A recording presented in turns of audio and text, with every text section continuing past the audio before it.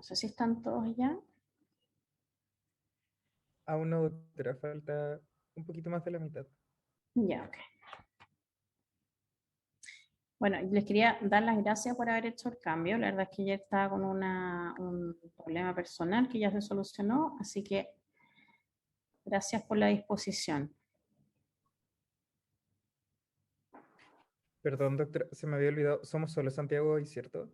Sí, solo Santiago. Ah, ya no, entonces falta Y yo muy creo que poquito. están todos. Sí, Sí. 22 tengo ya.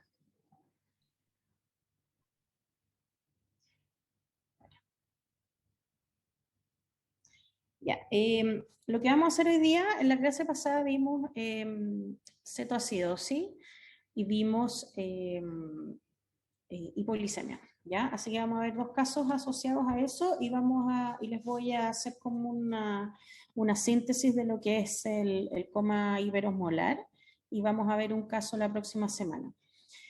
Tenía lo que les quería proponer para la próxima semana, para que no nos vayamos alargando tanto con el tema de la diabetes, es ver si podemos hacer, que lo voy a preguntar a través del chat de los delegados, que la próxima semana hacer la última parte que sería las complicaciones crónicas y ver esto y hacer la parte teórica y práctica el mismo día. Y el día miércoles hacer esto que me pidieron ustedes, porque ya lo hablé en la escuela y no hay ningún problema, de hacer como un taller de interpretación de examen en laboratorio, ¿ya? Y eso también lo tendríamos que hacer con las 12 juntas para aprovechar el tiempo, ¿ya? ¿De acuerdo? Sí, Ya, doctora. doctora. Sí, Sí. doctora. Ya, es que es para que hagamos eso y porque la verdad es que los casos también tienen mucho laboratorio y la idea es que vayamos como más rápido respecto a la interpretación y todo y ahí podemos discutir y hacer solamente interpretación y incluir casos clínicos en eso. ¿Ya? Y después vamos a pasar al tema de la próxima semana, o sea, la idea es ya completar esto la próxima semana y la semana siguiente vamos a pasar a hipertensión, que es otro tema grande. Ya. Entonces tenemos nuestro primer caso, que es un hombre de 25 años, diabético tipo 1, diagnosticado hace aproximadamente 10 años, utiliza insulina lenta Toujeo y ultra rápida según corteo de hidratos de carbono. Hace 3 días está con polidipsia y poliuria y hoy día está febril hasta 38 grados y tiene dolor lumbar. Acude al servicio de urgencia con compromiso de estado general y compromiso cualitativo de conciencia. Ya, con este caso, ¿qué piensan ustedes que pueda tener este paciente? Solamente con la historia. ¿Algún tipo de infección urinaria? Claro, puede tener un tipo de infección. ¿Y qué más? Porque el compromiso de conciencia en un hombre de 25 es frecuente cuando hay una infección. Sería una Compromiso hipoglucemia. cualitativo de conciencia. Algo más tiene, ¿no es cierto? ¿Alguna hipoglicemia? ¿Algún cuadro caracterizado por? Vamos a ver, porque parece que el compromiso de conciencia se puede hacer por muchas razones. Ya, entonces al examen físico tiene una piel y mucosas secas, pesa aproximadamente 70 kilos, está con presión 85-50, frecuencia cardíaca 120, perfusión distal de 3 segundos y frecuencia respiratoria de 30 y una saturación de 99. El examen pulmonar es normal, tiene un abdomen blando, depresible, sensible, difuso y en las extremidades inferiores no tiene edema ni TDP. ¿Y a qué les parece ese examen físico?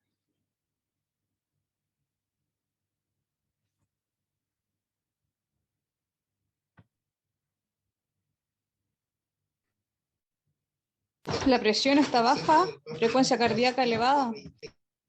Ya tiene una presión baja y frecuencia cardíaca elevada, o sea, tiene fiebre. Esos son tres ¿cómo se llama?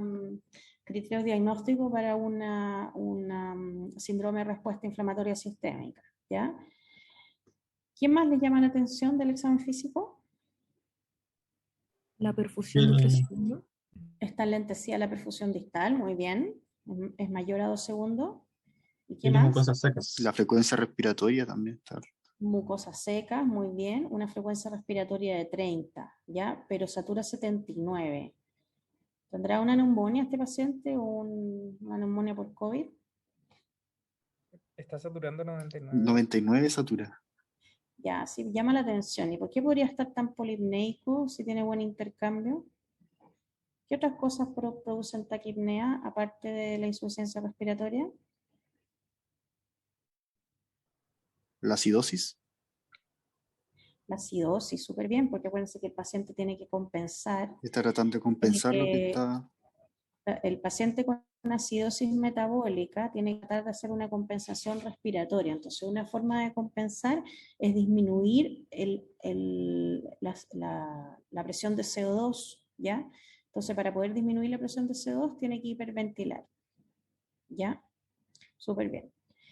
Y me decían que otra cosa que les llama la atención es que las mucosas están secas, ¿ya? O sea, un paciente séptico podría tener mucosas secas si es que ha estado febril muchos días, pero el cuadro que referían acá es como de poco tiempo, ¿ya? Entonces, llama la atención que las mucosas estén tan secas. Y lo otro que les debería llamar la atención es que el paciente en los últimos 3 días está con, bueno, ahí dice polidipsia, perdón, está con polidipsia y poliuria, ¿ya? Ya. El laboratorio tiene una glicemia de 550, un pH de 7,1, un bicarbonato de 14, una presión arterial de oxígeno de 80, una presión de CO2 de 20 y satura 99. El sodio es de 132, el potasio es de 3,2, el cloro 95 y tiene un anión gap de 21. ¿Saben lo que es el anión gap? Lo habíamos comentado en la clase anterior, creo.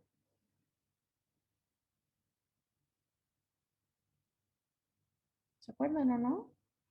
Sí, lo comentamos la clase pasada, pero explicárselo no podría en este momento. Ya, mira, el A anión grandes gap. rasgos, si no me equivoco, era que si Ujú. estaba el anión gap elevado era porque el cuerpo estaba produciendo mucho ácido, y si estaba normal era porque tenía como dificultad para eliminar el ácido. Claro, o sea, frente a una acidosis, si el anión gap era normal o la acidosis hiperclorémica que se llama, es porque hay como dificultad para la eliminación de ácidos. Y el anión gap elevado es porque se producen ácidos, como por ejemplo ácido láctico o cetonas, ¿ya? Y la fórmula del anión gap es sodio menos cloro más bicarbonato, ¿ya? Entonces se produce una diferencia y esa diferencia calculada en este paciente es de 21. El anión gap normal va entre 8 y 12, así que tiene un anión gap elevado, ¿ya? Eso significa que hay ácidos, exceso de ácidos orgánicos, ¿ya? Tiene un nitrógeno ureico de 40, una CREA de 1,5, una cetonemia de 3 cruces, un láctico de 3,5 y una orina completa con leucocitos mayor a 6 a 100, bacterias abundantes, glóbulos rojos 3 a 4, piocitos abundantes y glucosuria 3 cruces. Y aquí tienen para explayarse. ¿Qué cosas alteradas ven en los exámenes? El pH La está glicemia está muy alta. Ya está en las nubes.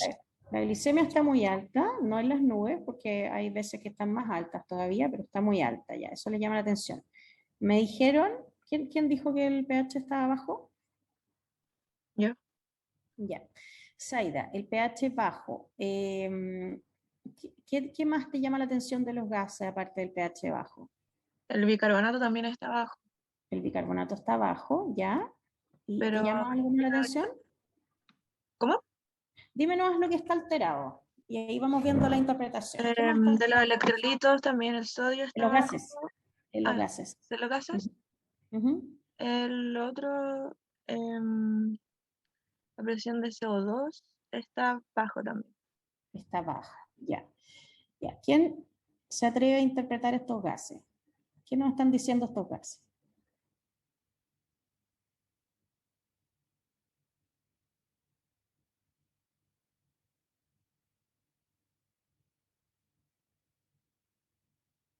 El paciente está hiperventilando. El paciente está hiperventilando, muy bien. ¿Por qué podría estar hiperventilando el paciente? Porque la presión de óxido de carbono está muy baja. Ya, o sea, esa es la interpretación del, o sea, la PCO2 baja podría ser por hiperventilación. Ya, ¿y qué es lo que gatilla la hiperventilación en este paciente? La acidemia que tiene el paciente que está siendo La compensada acidemia, súper bien, súper bien. por la Y respiración. eso, entonces el paciente está con mucha acidemia y por lo tanto la PCO2 compensatoriamente va a bajar. O sea, si este paciente tuviera un trastorno de intercambio, por ejemplo, fuera hepótico, ya tendría un pH mucho más bajito porque tendría una mezcla de acidosis metabólica con acidosis respiratoria, porque no sería capaz de compensar a través de su pulmón que está dañado para producir una PCO2 bajita. Y lo otro, el bicarbonato. El bicarbonato está bajo porque como hay cetonemia, hay cetonas que son ácidos orgánicos que vienen de la lipólisis, ya porque no hay el paciente no tiene de dónde sacar glucosa, ya por lo tanto empieza a hacer lipólisis y se produce cetonemia. Estas cetonas tan altas que son ácidos y se neutralizan con el bicarbonato, por lo tanto el bicarbonato baja también, ¿ya? Ya, y ahora los electrolitos. Primero, ¿qué es lo que ven alterado? El sodio y el potasio están bajos. Ya, el sodio y el potasio están bajos. ¿Se acuerdan por qué bajaba el sodio y el potasio en estos pacientes? Por la diuresis osmótica y por la hiperosmolaridad. Muy bien, por la diuresis osmótica. ¿Y se acuerdan lo que les comenté yo que le pasaba al potasio en un ambiente ácido? Se generaba un intercambio con los hidrogeniones en la célula. Eso, y el potasio entraba a la célula y, o sea, se quedaba intracelular, o sea, perdón, al revés. Los Al revés, hidrogeniones entraba. entran a la célula y el potasio sale, pero no es lo suficiente porque además se ha depletado, ¿ya? Entonces, esa calemia está falseada, ¿ya? Debería ser mucho más baja, porque en la medida que tú mejoras el pH, o sea, si el pH en algún minuto llega a 7,4, 7,3, se va a producir de nuevo el intercambio y el potasio se va a meter a la célula y va a estar mucho más bajo los niveles. ¿Ya? ¿Y el nitrógeno ureico? ¿Qué les llama la atención? ¿Y la CREA? Están muy altos. Está muy alto el nitrógeno ureico. Es tan alto, ya. Y si ustedes escucharon la clase pasada cuando yo les dije que estaban disociados, ¿qué significa que están disociados? Hay mucha diferencia en los valores entre ambos. Uno va a estar muy elevado y el otro no tanto. Ya, o sea, el nitrógeno ureico está muy elevado y la creatinina está no tan elevada. Eso significa que si uno divide 40 por 1,5 te va a dar mayor a 20, que eso es más frecuente de ver cuando el trastorno es prerrenal, o sea, es por hipovolemia, ¿ok? Ya, la cetonemia 3 cruces, ya puede ser la causa de esta acidosis y adicionalmente tenemos un láctico 3,5, o sea, tenemos cetoacidosis y acidosis láctica. E igual esto es súper leve, pero está en el contexto de lo que le está pasando al paciente. Y tiene una orina completa con más de 100 leucocitos, bacterias abundantes, glóbulos rojos 4 o 5, piocitos abundantes y glucosuria. Entonces la pregunta que viene es, ¿qué diagnósticos tiene el paciente? Todos los que se le ocurren.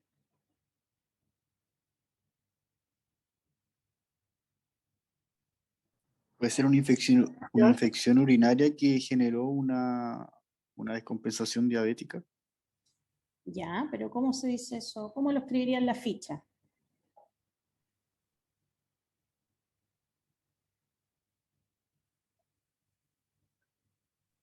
Trastorno hiperosmolar relacionado con infección urinaria. A ver, Alejandro le pone trastorno hiperosmolar. Ya. ¿Había alguien más hablando? ¿Quién me va a decir? Tiene una acidosis. Una acidosis. ¿Qué acidosis tiene? Acidosis con apellido. ¿Podría ser metabólica o compensada con la respiración? Porque No alcanza a compensarse porque el pH está bajo. Una acidosis metabólica, muy bien. Ya, ¿y cómo se llama la acidosis metabólica cuando se descompensa la diabetes? ¿Tiene un nombre o no tiene nombre? Cetoacidosis. Cetoacidosis, ¿se acuerdan? Tenemos glicemia mayor a 250, tenemos cetonas y tenemos acidosis, ¿ya? Entonces una cetoacidosis. ¿Ya? Entonces el paciente tiene una... ¿Qué le van a poner en la ficha? Cetoacidosis. Cetoacidosis diabética. Diabética. Ya, ¿qué más? Infección urinaria. Infección del tracto urinario. Infección del tracto urinario, ¿qué más? Una aquí. Una insuficiencia urinaria aguda, ¿qué más? Acuérdense que tiene fiebre, está CIRS. taquicárdico, está hipotenso. Un CIRS. Es una falla tiene- prerrenal. También se pone así, pero ¿o esto no? ya lo dijo Unaki, ¿sí? Puede ser una cosa o la otra. Mm. Pero está Sí. hipotenso, está taquicárdico, está mal perfundido y tiene láctico elevado. ¿Cómo se llama eso? CIRS. Una sepsis, es un CIR secundario cuadro infeccioso. Ya, entonces tiene una cetoacidosis diabética. Yo le puse una pielonefritis aguda porque tiene dolor lumbar, fiebre y ¿cómo se llama? Y una orina alterada, porque si fuera una ITU no tendría ni dolor lumbar ni fiebre. Una sepsis de foco urinario, una diabetes mellitus 2 descompensada, una pseudohiponatremia y una aquí. ¿Ya? Me faltó poner la hipocalemia. Ya, ¿cómo vamos a manejar este paciente? La hidratación, esto es una receta de cocina. Acuérdense que es una receta de cocina. La pueden grabar en su celular, porque no siempre uno se acuerda así con exactitud, pero hay tips que son súper importantes. Hidratación y manejo de la calemia. Se administran 2 litros de solución fisiológica. Habitualmente uno parte con 1 litro. Y cada litro tiene que tener 3 gramos de KCl por litro, que son aproximadamente entre 15 y 20 ml. Se calcula el volumen entre 15 y 20 ml kilo-hora. Y luego se mantiene una infusión de 200 cc con KCl. Esto varía un poco según el libro que ustedes saquen la información, pero el concepto general es que tienen que poner mucho volumen. El volumen tiene que ir con potasio según los niveles de potasio que tenga. Y después viene la insulinoterapia. Entonces, los pilares del manejo de la cetoacidosis diabética es hidratación, manejo hidroelectrolítico e insulinoterapia. ¿Se acuerdan que lo vimos en la clase anterior? Esas son las 3 cosas que tengo que preocuparme. No me preocupo de corregir la acidosis a no ser que el bicarbonato sea menor ¿cómo se llama? O sea, perdón, el pH sea menor a 6.9 o el bicarbonato sea menor a 10. En este caso el pH era de 7.1 y el bicarbonato era de 14, por lo tanto no tengo que corregir la acidosis. Entonces lo que tengo que hacer es hidratar al paciente. La calemia de esta paciente era de 3.2, por lo tanto lo primero que tengo que hacer es corregir la calemia y después voy a partir la terapia con insulina. ¿Por qué? Porque si parto al tiro la insulina me va a bajar mucho el potasio y me puede hacer una arritmia. Y se me puede morir de una arritmia al paciente. Por lo tanto, lo que voy a hacer es que le voy a administrar idealmente, porque estos pacientes se manejan siempre en una UTI o en una UCI, le voy a instalar un catéter venoso central y le voy a administrar una infusión de potasio a 1 o 2 gramos hora. ¿Ya?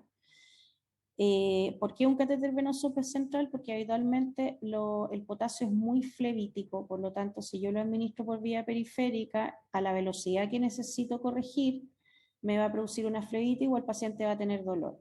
¿Ya? La verdad es que cuando manejamos una cetoacidosis en el servicio de urgencia, no estamos en el escenario ideal para poner un catéter venoso central y no siempre tenemos disponibilidad de camas de intensivo según el escenario que estemos, por lo tanto, si ese es el caso, partimos administrando 1 litro de solución fisiológica a la cual le vamos a agregar 3 gramos de KCl por litro. ¿Ya?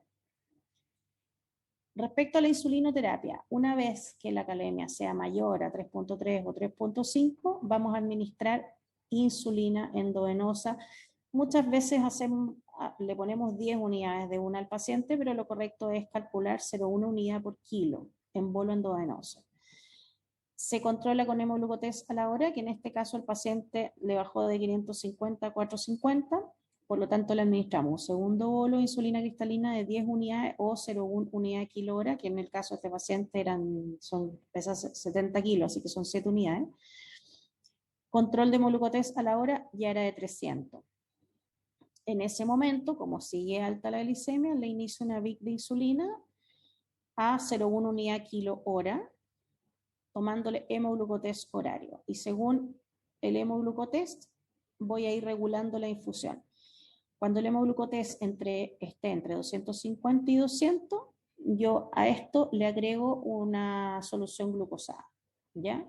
Para que no se me pase para abajo y el paciente haga hipoglicemia. Y lo mantengo en bomba de insulina hasta que la cetonemia desaparezca, o sea, hasta que la acidosis provocada a la falta de insulina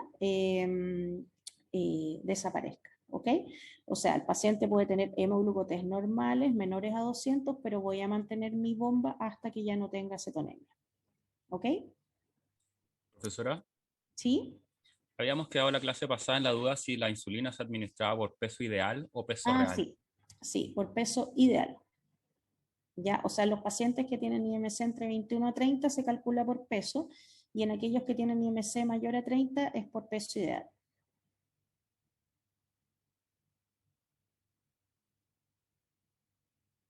Ya. ¿Alguna duda respecto a este esquema?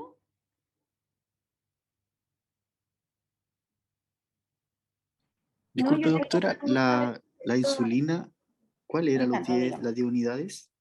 ¿Cómo, perdón? ¿Qué insulina? Sí, Es cristalina, cristalina. Ah, ya. siempre cristalina. ¿Y alguien más preguntó algo? Sí, yo quería saber cuál es la acidemia máxima que puede una persona llegar a tener. O ¿A tolerar? Que depende mucho si es aguda o crónica. Porque, por ejemplo, un paciente, yo he visto, en general los pacientes que hacen cetoacidosis, como son jóvenes, toleran bastante, ¿ya? Entonces, yo he visto pacientes con acidemia de 6,8, 6,9, que si tú lo lees, es como medio incompatible con la vida, pero logran, tienen una capacidad de, ¿cómo se llama?, de compensación que es muy, muy importante y se mejoran súper rápido. Estos pacientes, si uno los maneja bien, se mejoran súper, súper rápido. Entonces es súper entretenido manejar una cetoacidosis diabética porque tú tienes que hacer muchas cosas y tener como varias variables en cuenta, y el paciente responde muy bien por lo general. He visto el 6,8, creo que una vez vi una de, no sé si 6,7, pero son pacientes, esos ya eran pacientes más crónicos, que eran, por ejemplo, pacientes que tenían un EPOC y además hacían una cetoacidosis, ¿ya? O acidosis de otra causa, y llegaban hasta esos valores con ¿cómo se llama? Porque lo toleraban mucho mejor. Depende mucho de la función renal, ¿o no? Porque el riñón es el que regula el pH también de la sangre.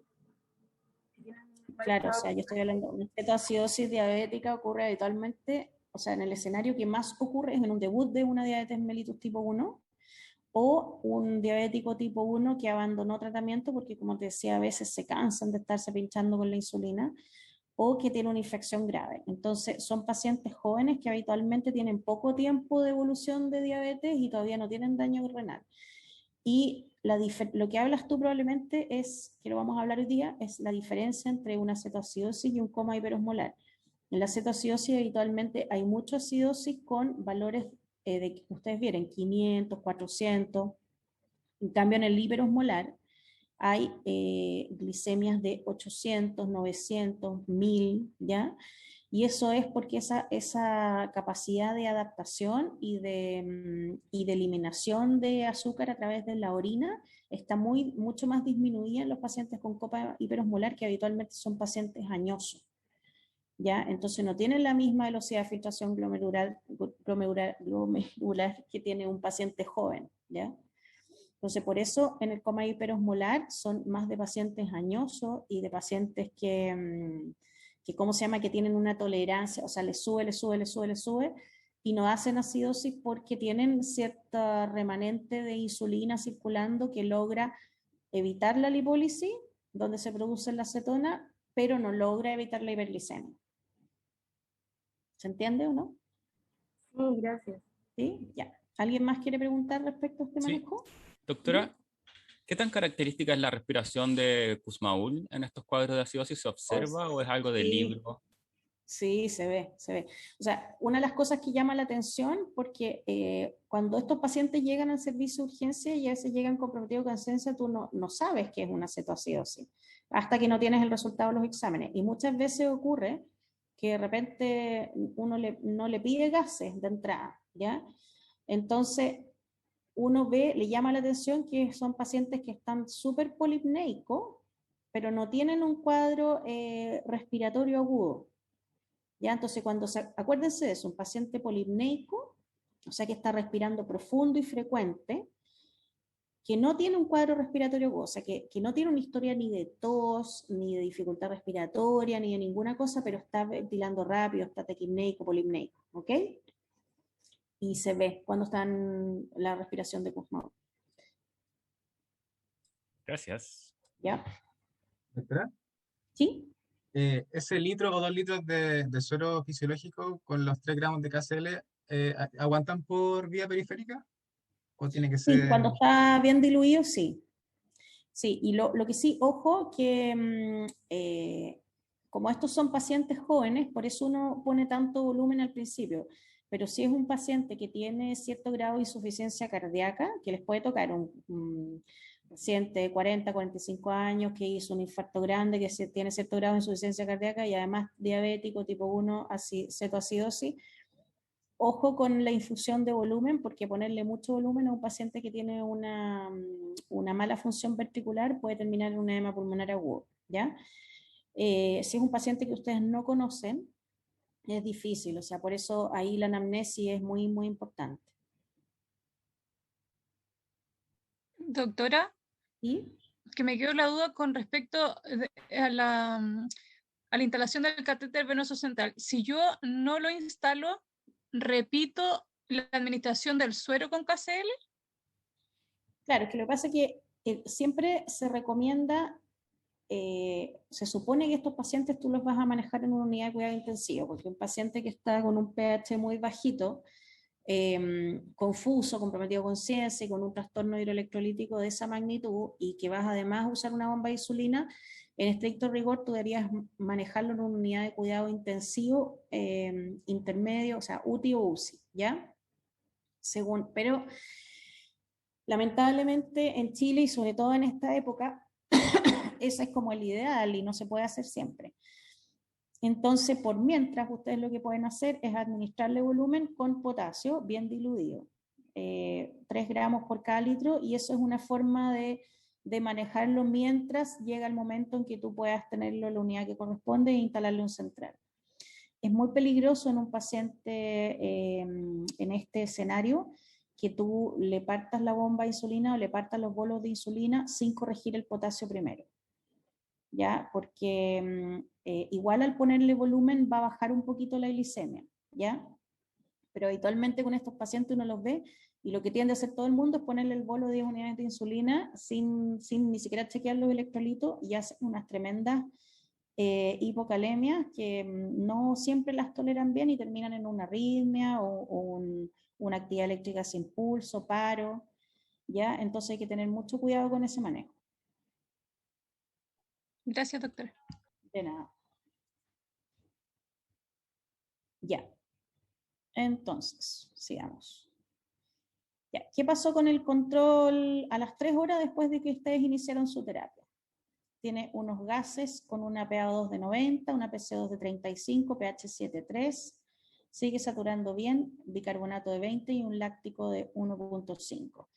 Glicemia de 200, sodio de 135, potasio 3,7, cloro de 100, el anion GAP de 15, nitrógeno ureico de 25, CREA 1,1 y cetonemia 1 cruz. ¿Qué les parece?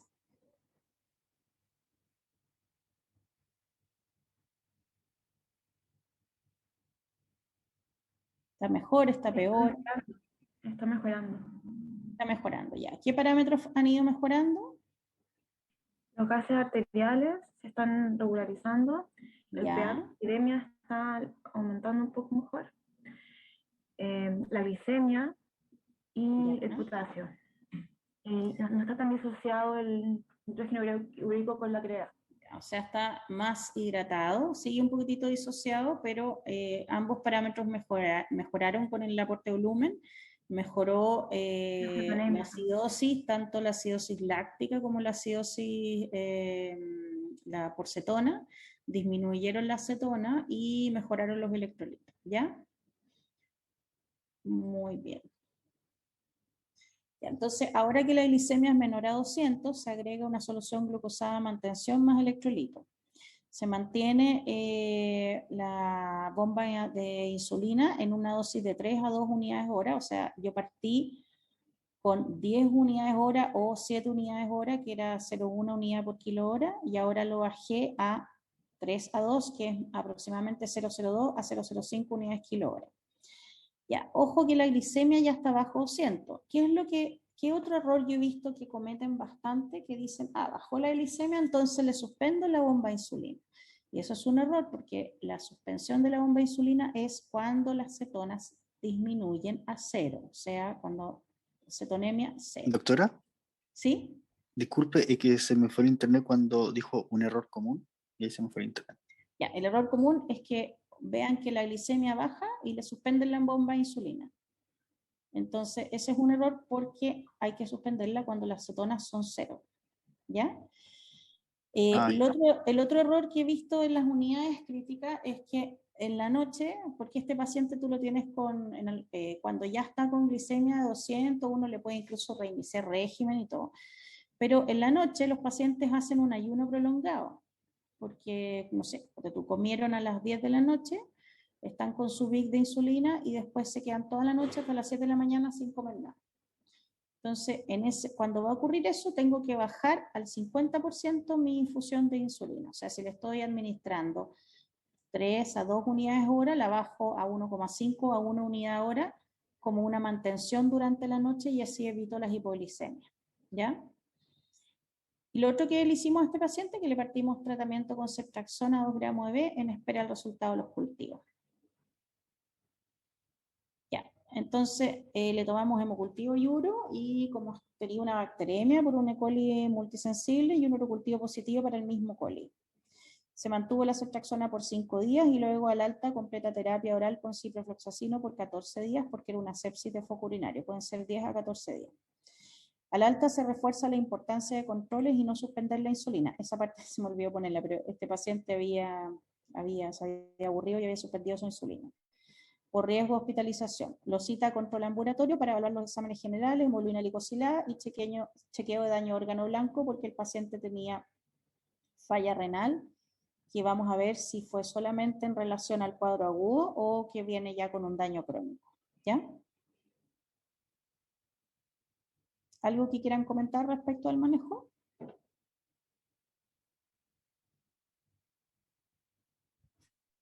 Yo tengo una duda, doctora. Sí. ¿Cuándo se le vuelven a tomar los parámetros al paciente después de manejarlo en primera instancia? ¿Cuáles parámetros? Todo, la glicemia, En general, los pacientes con una cetoacidosis, uno les va controlando, acuérdense que les comentaba que los electrolitos del potasio los va controlando en forma horaria, o sea, no sé, a las 4 horas, a las 6 horas, por ahí, entonces, porque tú lo que buscas es que el potasio no te baje mucho con la corrección de insulina, ¿ya? Habitualmente, por ejemplo, cuando tenemos al paciente con catéter venoso central y le pasamos una infusión de potasio que lo máximo que puedes infundir es hasta 2 gramos hora, no sé, le pasamos 6 gramos en 3 horas, le controlamos a la 4ª hora. ¿Ya? No al tiro cuando le termina la infusión, sino que 1 hora después y ahí le pedimos un control para ver cómo está la calemia y si es que necesita una nueva carga.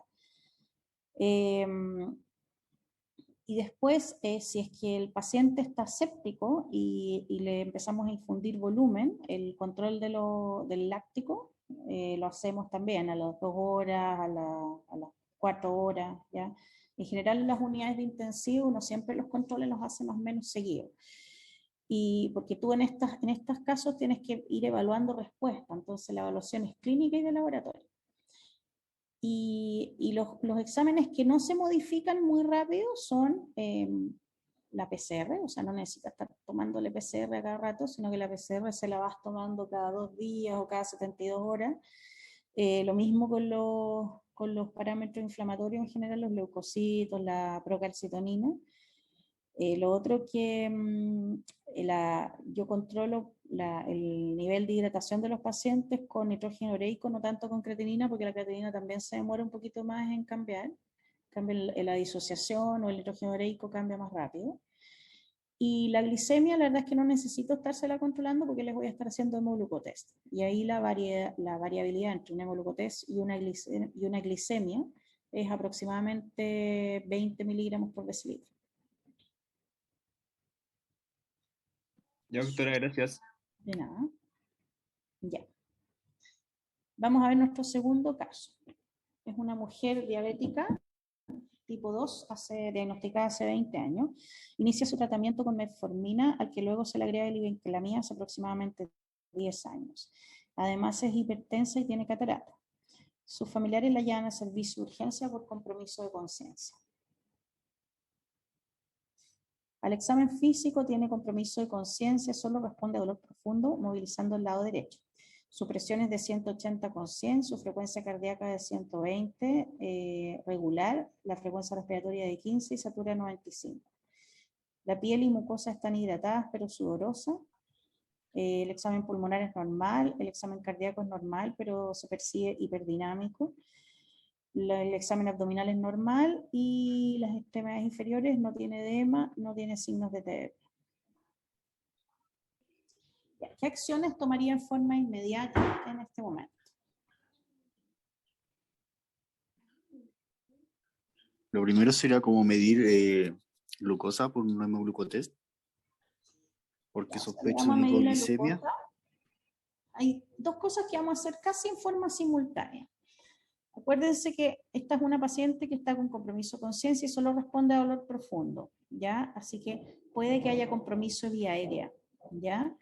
Por lo tanto, mientras yo le digo a la enfermera que le tome un hemoglucotest, voy a revisar la vía aérea para ver si la paciente está en condiciones de ventilar sola o no, ¿ya? Llama la atención en el examen físico que está muy hipertensa y que está taquicárdica. ¿Qué puede significar eso?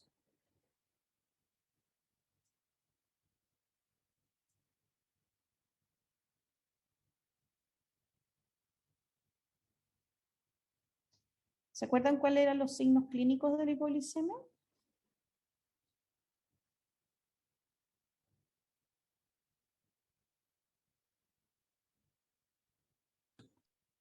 ¿Como una descarga adrenérgica que esté Una produciendo descarga eso?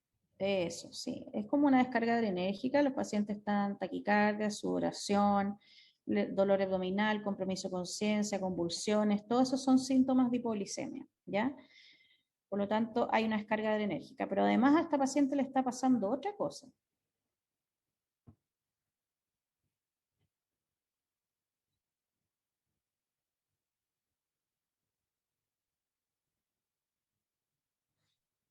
¿Ya?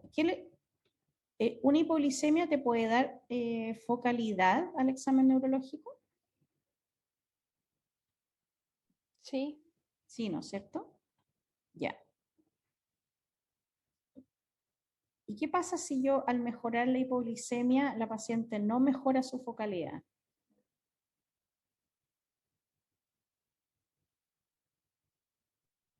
¿Habrá un problema en la irrigación cerebral? Ya. Acuérdense que yo le dije que una de las cosas que podía desencadenar una hipoglicemia, o al revés, que podía ser secundaria una hipoglicemia, es un accidente vascular. Entonces, esta es una paciente que tiene 70 años, que es diabética e hipertensa, por lo tanto tiene un riesgo cardiovascular elevado de hacer accidentes vasculares, o sea, eventos cardiovasculares cerebrales o ¿cómo se llama? O cardíacos, ¿ya? Y además tiene, ¿cómo se llama? Está con glibenclamida, que es un medicamento que se asocia a hipoglicemia en pacientes de edad. ¿Y por qué se asocian? ¿Por qué ocurren las hipoglicemias? Acuérdense que ocurren porque los pacientes ya no tienen tan buena memoria y se toman el remedio 2 veces o 3 veces porque se les olvida que ya los tomaron, o porque pueden tomarse el medicamento del marido y que no les corresponde. Por ejemplo, esta señora fuera usuaria solamente de metformina y se tomó la glibenclamida del marido o del hijo que vive en la casa. O puede ser porque no comieron ese día o porque están con falla renal secundaria a la diabetes, ¿ya? Por todas esas razones. ¿Ya? Entonces, le vamos a hacer inmediatamente un hemoglucotés a la paciente y tiene un hemoglucotés de 30 miligramos por decilitro. ¿Qué les parece ese valor? Que está bajo, muy Está bajo. bajito ya. ¿Cuál era el valor de corte para una hipoglicemia? Menor a 70. 70. De 70, muy bien. Entonces, le vamos a administrar 2 ampollas de suero glucosado al 30. Acuérdense que lo que dicen las guías es de solución glucosado al 50, pero yo les dije que no en todos los lugares está a disposición.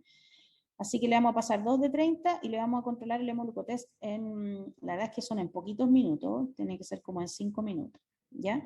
Y en 5 minutos el control es de 50 y la paciente sigue comprometida de conciencia.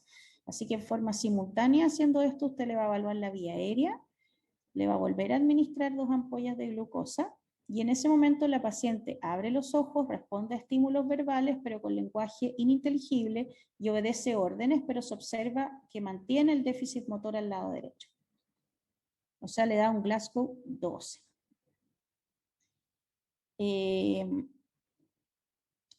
Le vuelve a administrar glucosa y el hemoglucotés es mayor a 80 miligramos por decilitro y en ese momento decide iniciar una bomba de infusión continua con glucosa al 10% y decide realizar un escáner de cerebro y exámenes de laboratorio general, controlando el hemoglucotés cada 30-60 minutos. ¿Qué les parece eso? ¿Están de acuerdo? ¿No están de acuerdo? Doctora, ¿por qué una bomba de insulina? No, es una bomba de infusión continua. Ah, Así la abreviamos. Y lo que pasa es que yo le puse lo mismo al otro lado, pero es una bomba de infusión continua.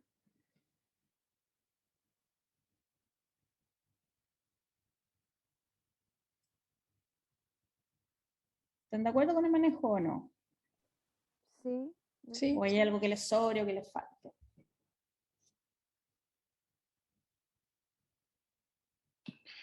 Si ya abre los ojos, ¿no se le podrá dar alimento alto en carbohidratos? Sí, la paciente está, pero ¿cuál es el problema? Que tiene un lenguaje ininteligible y eso cuando hay déficit en la articulación del lenguaje, ¿qué puede estar funcionando mal también? La dilución. La dilución. Por lo tanto, si tú le das de comer a esta paciente, puede hacer una neumonía por aspiración. ¿Ya? Entonces mejor le dejamos un suero glucosado. En general, cuando uno sospecha que hay porque esta paciente, todo esto le puede estar pasando perfectamente solo por la hipoglicemia, pero quedan dudas porque mantiene el déficit neurológico a pesar de que tú corregiste ¿cómo se llama? La hipoglicemia, ¿ya? Y como la trajeron de la casa comprometida de conciencia, muchas veces no sabemos cuánto tiempo duró la hipoglicemia. Entonces, a veces puede ser que haya hecho un accidente vascular y una hipoglicemia, o al revés, que la hipoglicemia y el estado hiperadrenérgico de la hipoglicemia hayan provocado un accidente vascular. ¿Ya? Muchas veces no tenemos cómo saber y tampoco es muy relevante cuál fue primero, cuál fue después, ¿ya? Porque todos estos pacientes diabéticos de larga data tienen daño vascular, por lo tanto la probabilidad de que hagan un accidente vascular en algún momento de su evolución es alta. El neurólogo te va a decir que lo ideal en un accidente vascular es no aportarle glucosa, ya, porque tienen peor pronóstico por glucosa, pero en este caso es una hipoglicemia, entonces tienes que aportarle glucosa. Ya, los exámenes de laboratorio tienen una glicemia de 50, un nitrógeno ureico de 30, una creatinina de 2.5, un sodio 145, potasio 5,5, cloro de 100. el hematocritos de 30, la hemoglobina es de 10, tiene un recuento de leucos de 15.000 con 0% de aceriforme y plaquetas de 250.000. Los gases son de 80 la PO2, la PCO2 de 45, saturando 95 y un bicarbonato de 26, una albúmina de 3 y una orina completa que tiene leucocitos 0 a 3, bacterias 1 cruz, glóbulos rojos 0 a 2 y proteínas 3 cruces. Ya, solamente díganme aquí qué encuentran que está normal y qué encuentran que está alterado. El BUN y la CREA están alterados, están aumentados. ¿Ya? Están altos. ¿Ya? El ¿Y el hematocrito. índice BUN-CREA de cuánto sería? ¿Aprox? 12 ¿Mayor a 20 o menor a 20? menor a 20. Menor a 20. Por lo tanto, eso significa que la disfunción está antes del riñón o en el riñón. En el riñón. En el riñón, muy bien. Ya. ¿Y qué más le llama la atención?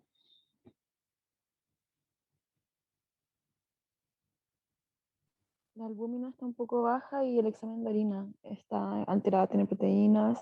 Ya, ¿qué es lo que tiene alterado este examen? ¿En la orina? ¿Sí? Las proteínas. Ya, tiene proteínas 3 cruces. ¿Qué más? ¿El Eh, resto está normal o está alterado? tiene bacterias también. Ya, pero una cruz. ¿Los abuelitos es frecuente o infrecuente que tengan bacterias en la orina sin síntomas?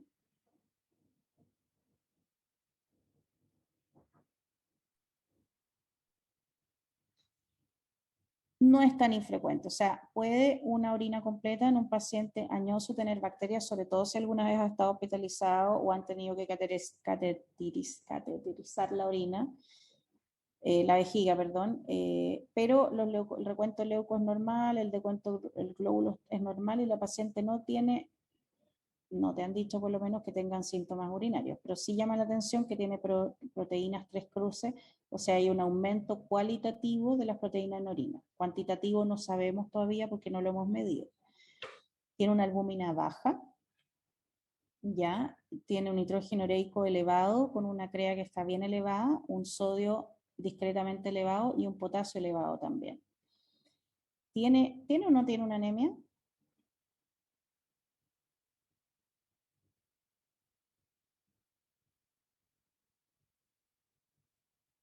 ¿Cuánto es la hemoglobina normal de una mujer? 12. 12. 12, muy bien. Por lo tanto, tiene una anemia, ¿ya? Pero ella al ser de 70 años se puede ser un poco más permisivo o no.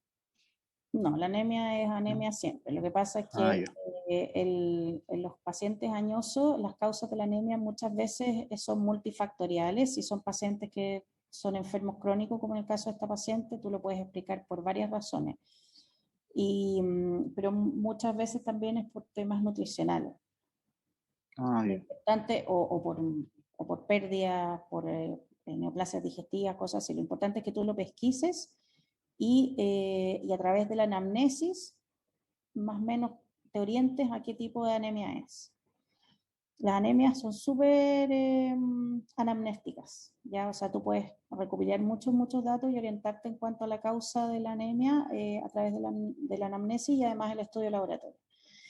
Ya, estos 15.000 blancos me sobran, está bien, era esperable, está infectada la paciente y no me he dado cuenta.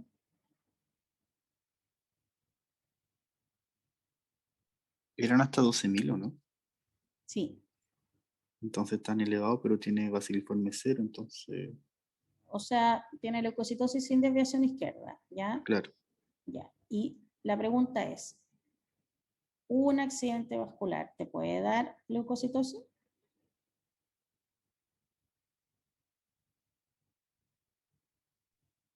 Yo creo que no. Sí, sí da leucocitosis. El accidente vascular y el infarto dan leucocitosis, generalmente son en rangos 13.000, 14.000, 15.000, no más que eso. Si tienes 30.000 blancos, no, es poco probable que sea por el accidente vascular. Acuérdense que es un accidente placa, un accidente vascular. Por lo tanto, hay inflamación en la zona, hay factores de coagulación dando vuelta, etcétera, así que se va a producir un poquito de leucocitosis. Ya, pero El perfil no es un perfil infeccioso, por lo tanto va a ser leucocitosis sin desviación izquierda, sin aumento o un aumento discreto de la proteína C reactiva no muy alta, ¿ya? ¿Tienen alguna duda respecto a los exámenes? ¿Algo que les gustaría? Bueno, y aquí les puse un potasio 5,5 que está en límite superior, que es esperable cuando uno tiene una CREA elevada, ¿ya? Porque hay un problema en la filtración y la eliminación del potasio. ¿Alguna duda o algo que quieran preguntar?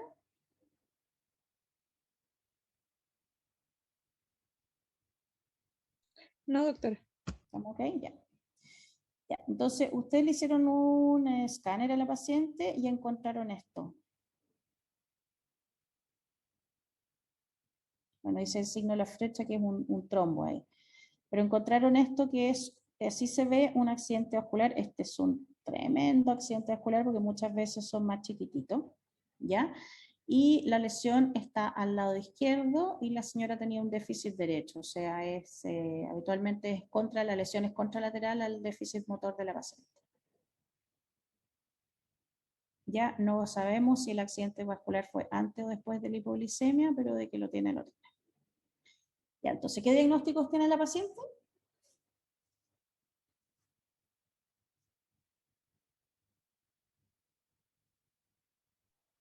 Tiene un accidente cerebrovascular. Ya, ¿qué más? Una hipoglicemia. Una hipoglicemia, por hipoglicemia anteorales. ¿Qué más? Insuficiencia renal. Una insuficiencia renal, muy bien. Anemia. Una anemia, súper bien. No sabemos si es normo-normo o ¿cómo se llama? Macrocítica. Macrocítica, no sabemos, porque no tenemos el perfil completo. Entonces tiene una hipoglicemia por sulfonilurea, un accidente, o por hipoglicemia anteoral, un accidente cerebrovascular en evolución, una insuficiencia renal aguda, una observación de una proteinuria, porque lo tenemos solamente cualitativo y no cuantitativo, y una anemia en estudio. Y entonces usted ingresa al paciente a la unidad de stroke de su hospital para monitoreo. Esto es una UTI especializada en patología cerebrovascular, que no todos los hospitales lo tienen, pero la idea es ir para allá, o sea, que todos los hospitales tengan una unidad de stroke. Mantiene aporte de solución glucosada durante al menos 72 horas, que es lo que dura, es la vía media de una sulfonilurea, pero en el caso de un paciente insuficiente renal probablemente va a durar más tiempo que eso. La mantiene un régimen, ya cuando pueda comer, sin restricción de hidratos de carbono, control seriado de hemoglucotés, que las primeras horas son cada 30 minutos y después puede ser cada 2 horas o cada 6 horas. Le realiza una evaluación de la función renal con ecografía, orina completa y proteinuria cuantitativa. Decide cambiar la terapia de hipoglicemia anteorales por insulina. O sea, esta paciente tiene absolutamente contraindicado el uso de metformina y de sulfonilureas, así que tenemos que cambiarlo a algo más seguro que sería insulina. O en muchos casos, cuando el paciente diabético no es tan insulino resistente y tiene insuficiencia renal secundaria a la nefropatía diabética o a otra patología que pudiera tener, muchas veces no es necesario ni siquiera darles insulina porque el remanente de insulina que les queda en su páncreas, la producción remanente, circula más tiempo en el cuerpo, ya por la insuficiencia renal. Por lo tanto, con eso logran control metabólico. Y en los pacientes añosos, recuerden que las metas de control metabólico no son tan estrictas como en los pacientes más jóvenes. Y se realiza una cinética de fierro para estudio de la anemia. Ya. ¿Alguna duda respecto a este caso? ¿O algo que quieran aportar o comentar? La insulina, o sea, el cambio por insulina es para siempre, ¿cierto? No solo por la hospitalización. Claro, no, es que esta paciente probablemente entre el accidente vascular, la deshidratación, todas las cosas, quizás se disoció un poquitito, porque acuérdense que tenía un nitrógeno ureico como de 30, pero la CREA de esta paciente va a ser sobre 1.5 o un clearance cercano a 30, por lo tanto tendría contraindicado el uso de de metformina, y bueno, el de glibenclamida totalmente contraindicado, y el de metformina, acuérdense que bajo clearance de 30 o entre 45 y 30 uno trataba de no dejarlo, ¿ya? Por el riesgo de acidosis láctica. ¿Y el ACV que se produjo es de tipo hemorrágico? No, esto es isquémico. Y cuando se ve en el escáner, cuando han visto escáner antes con accidente de cerebro, ¿no? Sí, hemos visto, pero la verdad no me acuerdo, por eso le pregunto. Sí, tranquilo, mira. Es súper sencillo. Cuando es isquémico se ve negrito, se ve una hipodensidad, ¿ya? Entonces, si tú te fijas, este es el parénquima normal. Aquí se ven las circunvoluciones que en general se ven mucho más nítidas. Aquí no se nota tanto porque probablemente hay algo de edema, porque este es un gran accidente vascular.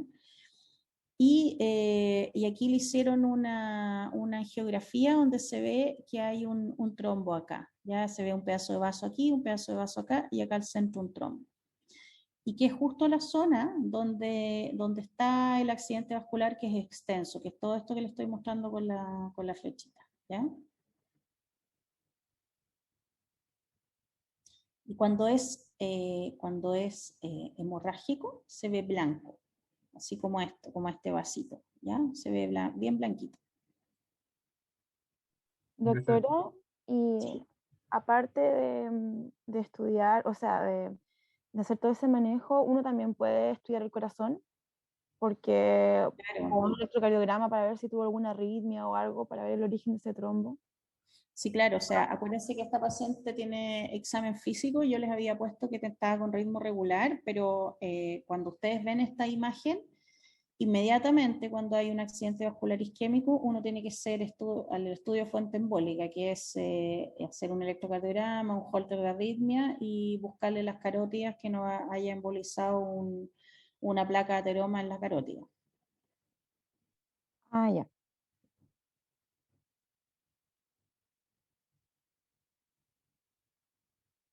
Ya. Entonces ahora rápidamente vamos a ver el coma hiperosmolar, que la verdad es que es muy, muy similar en cuanto al manejo y al laboratorio de la cetoacidosis diabética, salvo un par de cosas características diferentes. Ya, el coma hiperosmolar, que en inglés se abrevia hiperosmolar hyperglycemic syndrome, o sea, síndrome hiperosmolar hiperglicémico. Es más frecuente en pacientes con diabetes mellitus 2 mayores a 65 años y tiene mayor mortalidad que la cetoacidosis. Uno, porque los trastornos hidroelectrolíticos son mayores y más severos, porque el aumento de la osmolaridad es también mucho más severo y afecta más al cerebro, y porque los pacientes son más añosos y tienen menos reserva, ¿ya? Se caracteriza por un déficit de insulina parcial en el que hay suficiente insulina como para no producir cetonas, pero no es lo suficiente como para controlar la hiperglicemia. O sea, lo que les explicaba hace un rato, que tiene cierto grado, estos pacientes como son diabéticos 2 tienen cierto grado de secreción de insulina, no como el diabético 1 que no tiene nada, por lo tanto no forman ácidos orgánicos, no forman cetona, pero le aumenta mucho, mucho la hiperglicemia y al final el problema principal es la hiperosmolaridad, o sea que aumenta muchísimo la osmolaridad plasmática por el aumento enorme que tienen de la glicemia. Se presenta con gran deshidratación y trastorno hidroelectrolítico, mucho más severo que la cetoacidosis. Y en los pacientes diabéticos tipo 1 que son más jóvenes no llegan a estos valores tan altos porque mantienen la glucosuria, porque tienen una buena filtración glomerular, a diferencia de los pacientes añosos que ya la filtración glomerular se deteriora y por lo tanto no tienen esa capacidad de eliminar azúcar como tienen los diabéticos 1 que son más jóvenes, de eliminar azúcar por la orina. Ya, los factores precipitantes, los mismos que en la cetoacidosis, síndrome coronario agudo u otras patologías vasculares, infecciones, estrés, trauma, abandono de terapia y uso de medicamentos que alteran el metabolismo de la glucosa, como por ejemplo los glucocorticoides, algunos antipsicóticos o cualquier otro fármaco asociado a ¿cómo se llama?, hiperglicemia. Los síntomas muy similares a los de la cetoacidosis, pero con un comienzo más larvado. O sea, estos pacientes no son cuadros que se desarrollan en 24 o 48 horas, sino que son más lentos. Dolor abdominal, náuseas, poliuria, polidipsia, baja de peso, disnea, letargia, compromiso de conciencia, convulsiones, ¿ya? Cuando son más severos. En el laboratorio vamos a solicitar la glicemia, electrolitos plasmáticos, igual le vamos a pedir cetonemia, porque a veces como que se mezclan un poco, o sea, un diabético tipo 2 que está insulino requiriente, puede tener una cetoacidosis diabética. No es lo más frecuente, pero puede ocurrir o puede tener cierto grado de cetonemia. El nitrógeno ureico, que va a estar súper alto, en estos casos la creatinina también, porque hay gran deshidratación y mucha disociación. Gases arteriales se lo vamos a pedir igual en caso de que haya cetonas circulando, orina completa, electrocardiograma y si sospecha una infección, cultivos y radiografía de tórax. Estos se toman en caso para buscar la etiología del coma hiperosmolar. Es menos frecuente que haya un trastorno ácido-base, en general el pH es mayor a 7,3. O sea, esa es una diferencia importante entre la cetoacidosis y el coma hiperosmolar. Lo otro, la osmolaridad está muy, muy aumentada, ya mayor a 320, de ahí después les voy, cuando le pase hagamos el paso examen laboratorio, les voy a enseñar a calcular osmolaridad, pero en general tienes que fijarte en la glicemia, el sodio y el nitrógeno ureico, esos son los factores que están dentro de la fórmula de la osmolaridad, por lo tanto si los tres están elevados, la osmolaridad va a estar elevada. La natremia en general está muy elevada por grandes pérdidas de agua libre. Acuérdense como concepto, que esto a mí me costó harto entenderlo, pero ya siendo internista uno lo entiende. Como concepto, los cambios del sodio, ¿ya? O sea, si el sodio a la hipernatremia y la hiponatremia, no son cambios, no es que no reflejan aumento del sodio o baja del sodio plasmático, lo que reflejan es más agua libre o menos agua libre. ¿Me entienden el concepto, no? A diferencia de otros trastornos, a diferencia de potasio, que eso es cuantitativo, más potasio, menos potasio. Pero los trastornos del sodio no es porque el sodio cambie en su concentración, sino que lo que cambia es la cantidad de agua libre. Y cuando entienden eso, van a entender mucho mejor los trastornos de la natremia. Doctora, O sea, o sea que ¿sí? Lo que hace el sodio en el fondo regula el volumen, el agua. Exactamente. Lo que hace el sodio en el cuerpo es regular el agua libre. Entonces, cuando tú ves hiponatremia, es porque hay exceso de agua libre. ¿Ya? También hay pérdidas de sodio cuando son causas como hormonales que alteran la absorción, cosas así. Pero principalmente es por aumento de agua libre. Y cuando hay hipernatremia es porque falta agua libre, o sea, hay una gran deshidratación. ¿Ya? Ya, el potasio puede estar normal o disminuido, y si está disminuido se debe suplementar previo inicio de la insulinoterapia, lo mismo que en la cetoacidosis. También podrían encontrar el potasio elevado cuando esta gran deshidratación y pérdida de agua libre genera un aumento de la creatinina por disociación, o sea, se produce una falla renal y por lo tanto el riñón ya no puede eliminar potasio y el potasio se puede ver aumentado. Como estos cuadros son larvados y largos, tú podrías efectivamente, cuando ves al paciente, verlo ya con falla renal, con potasio elevado, puede tener acidosis también secundario a la imposibilidad que tiene el riñón de eliminar ácidos. Pero ese es otro tipo de acidosis, es una acidosis con anión GAP normal. El tratamiento es los pilares de tratamiento, igual que en la cetoacidosis: hidratación, corrección de trastorno hidroelectrolítico e insulinoterapia. Entonces la hidratación, esta es otra fórmula de cocina que es diferente a la que les mostré antes, pero esta es porque viene de otro origen, pero es muy similar a la anterior. Entonces lo primero que vamos a hacer es hidratar con 1 litro de solución fisiológica al 0,9%, sin potasio, en caso de que este potasio sea mayor a 3,3. Si el sodio corregido es normal o elevado, vamos a continuar con una solución. Eso es porque acuérdense que a veces hay una pseudohiponatremia. Vamos a continuar con una solución fisiológica al medio, o sea, en vez de ser 0,9%, 0,45% a 200 o 500 cc hora, o sea, una velocidad de infusión alta.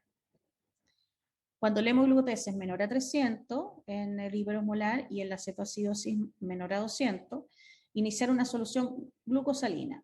La solución glucosalina tiene glucosa al 5 más sodio al medio, al 0,45 a 150 o 250 ml hora.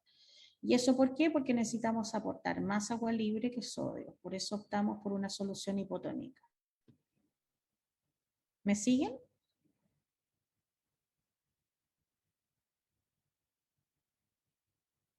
Hola, ¿están ahí todavía?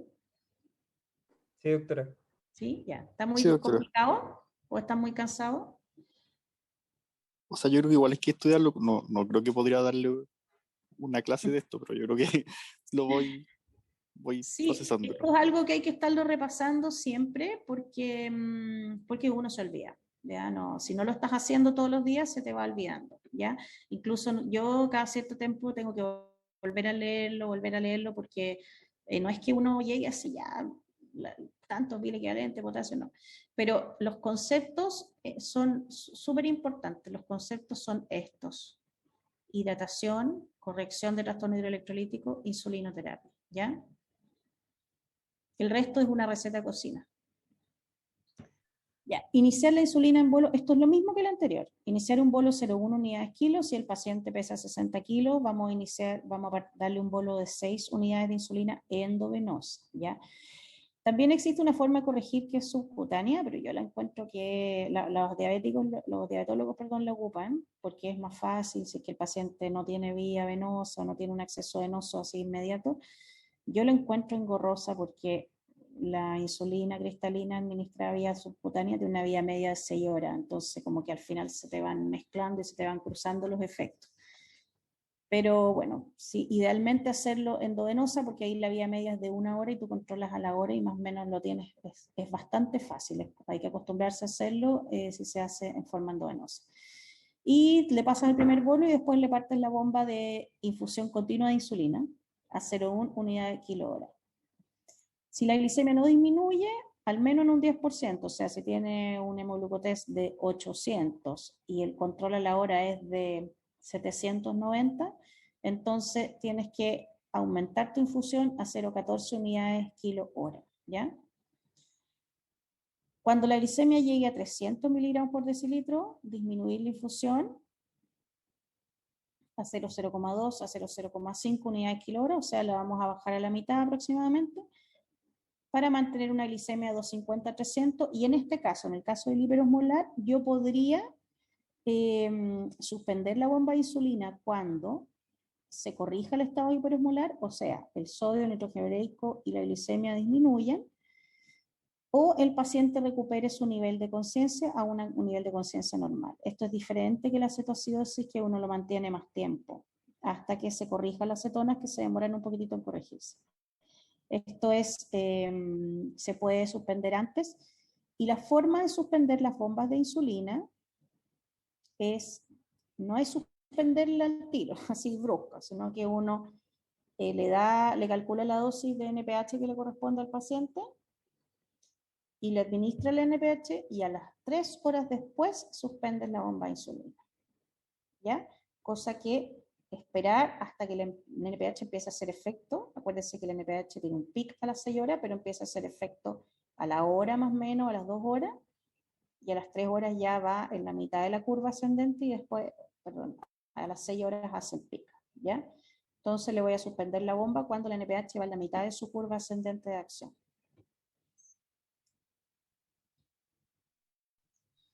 Doctora, Ya, respecto al potasio, dígame. si es que la paciente, por ejemplo, tiene una insuficiencia renal y yo controlo la glicemia a la hora después de darle la insulina, y no ha bajado todo lo que yo había esperado, ¿espero un rato más o vuelvo a darle insulina? En el caso de la insuficiencia renal, yo esperaría un ratito, porque acuérdense que los pacientes con insuficiencia renal, la insulina recorre, o sea, se queda ahí más tiempo, por lo tanto, en lo que ustedes hagan, tiene más riesgo de hacer hipoglicemia. ¿Ya? Por eso estos pacientes siempre hay que manejarlos en unidades de monitorización, donde tú puedas hacer el hemoglucotés horario, porque en una sala básica, pedirle a una enfermera que está a cargo de 10 pacientes o más que haga un hemoglucotest horario es súper pesado para la enfermera, ¿ya? Por lo tanto, tienen que esto manejarlo en unidad crítica. Y respecto a sí, la insuficiencia renal ocurre eso, pero también ocurre a veces que los insuficientes renales pueden ser súper insulinoresistentes, entonces va a depender de cada paciente. Tener la salvedad, esperar un poquitito, pero si no te resulta y no le baja la glicemia, subirle nomás y probar. Y confiar en que el paciente va a estar bien monitorizado y no va a llegar a ser una hipoglicemia. Y para eso, cuando el paciente te llegue el hemoglucotest de 300, parar, o sea, disminuir la infusión al tiro y partirle solución glucosada. Ya, perdón. Bueno, aquí lo mismo, esto es casi igual que lo que vimos antes, que en el fondo si el potasio es menor a 3.3 miliequivalente, se inicia una infusión de potasio a 30 a 40 miliequivalentes kilo hora, que eso es más o menos 2 gramos de potasio por hora, hasta que el potasio sea mayor a 3,5 o 3,3 antes de iniciar la insulina. Luego vamos a mantener una infusión de 20 a 30 miliequivalentes kilo hora, que es lo mismo que estos 3 gramos en un litro. Vamos a mantener una calemia en 4 a 5 miliequivalentes litro, y si la calemia es mayor a 5,2, que sería el caso de una insuficiencia renal, iniciar la reposición de volumen e insulina y controlar el potasio cada 2 horas. Ya, ¿alguna duda respecto al hiperosmolar? ¿Cuáles serían los conceptos clave, creo yo, que es para que se guarden en esta clase? Es el hiperosmolar es más frecuente en los diabéticos tipo 2 y en los pacientes añosos, que son de comienzo más larvados, por lo tanto llegan a tener niveles de glicemia muy, muy elevados y infrecuentemente asociado a una acidosis severa, como se ve en la cetoacidosis. O sea, tienen pH, puede ser un poquito más bajo, pero aproximadamente 7,3, gran deshidratación, por lo tanto hipernatremia, nitrógeno ureico elevado, falla renal. Ya la hiperosmolaridad les va a producir compromiso de conciencia, entonces tengo que más o menos actuar rápidamente para evitar que caiga en un compromiso de conciencia severo asociado a la hiperosmolaridad. Y la corrección, al igual que la cetoacidosis, mis pilares de tratamiento son hidratación, insulinoterapia y corrección hidroelectrolítica. De todos los electrolitos, el que más me va a importar es el potasio, ¿ya? Que ese es el que tengo que evitar que me baje mucho, porque la terapia, tanto la hidratación como la insulinoterapia van a hacer que mi potasio baje, ¿ya? Esos son los conceptos. El resto es receta de cocina. Como les dije, hay libros que lo muestran de una forma, lo muestran de otra, le ponen, póngale 1,5 litros, póngale 2 litros, póngale 1 litro a la hora, no es tan importante, o sea, ustedes elijan la que les acomode más, pero tienen que tener esos conceptos súper claros. ¿Alguna duda? Doc, yo tengo una consulta sobre la receta de cocina. Lo que pasa es que en la clase de cetoacidosis, en los casos de cetoacidosis, habíamos visto que se hacía el cálculo de la natremia corregida. ¿Ya? Y acá, y si le pusimos suero al 0,45. ¿Esto también puede aplicar para la cetoacidosis diabética? ¿Para los dos casos? Síndrome hiperosmolar. Sí, podrías hacerlo también.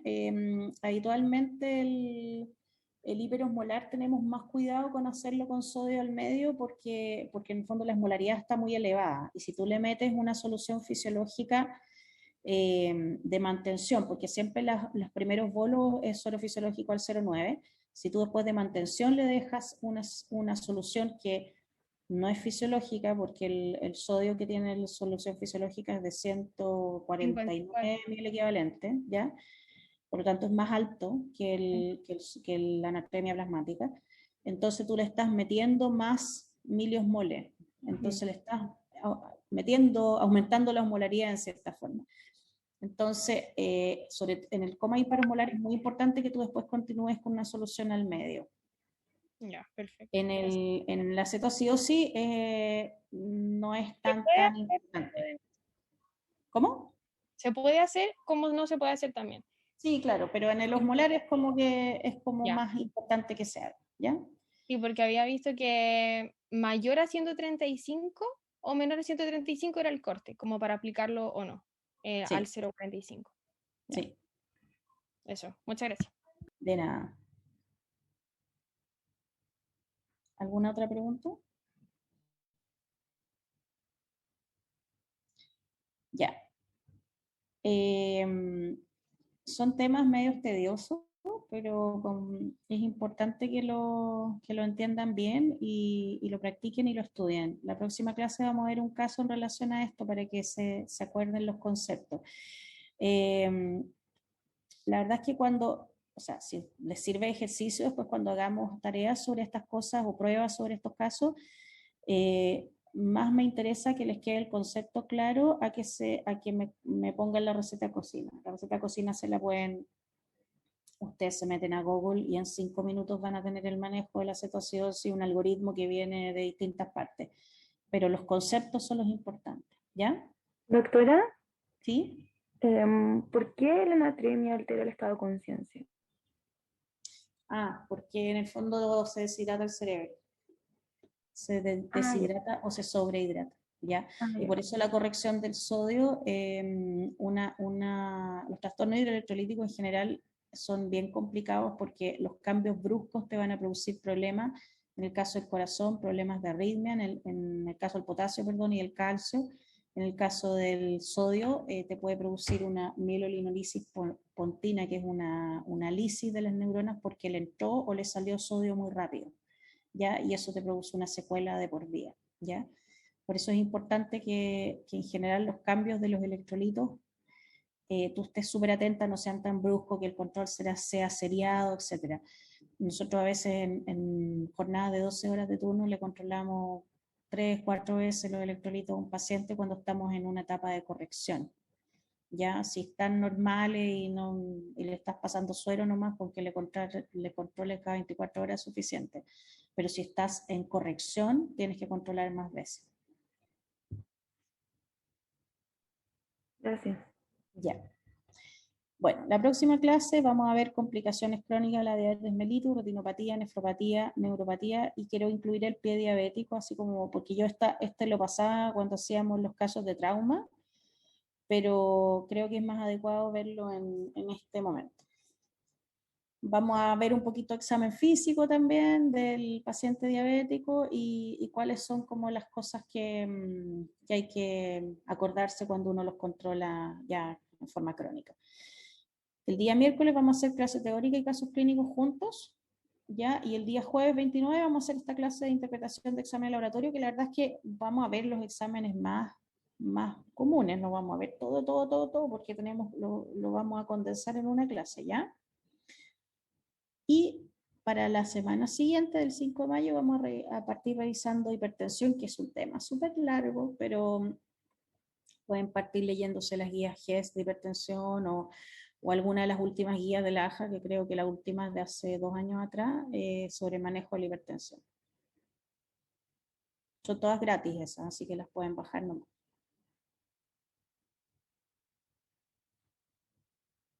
¿Estamos? Sí, doctora. Ya, Muchas ok. gracias, doctora. Ya pues chicos, gracias a ustedes por los cambios de horario, así que nos vemos el próximo miércoles, ¿ok? Gracias, Chao. doctora, usted. Que esté bien. Muchas gracias, profe. Gracias. Doctora, que esté bien. Chao. Chao, gracias. Chao, chao.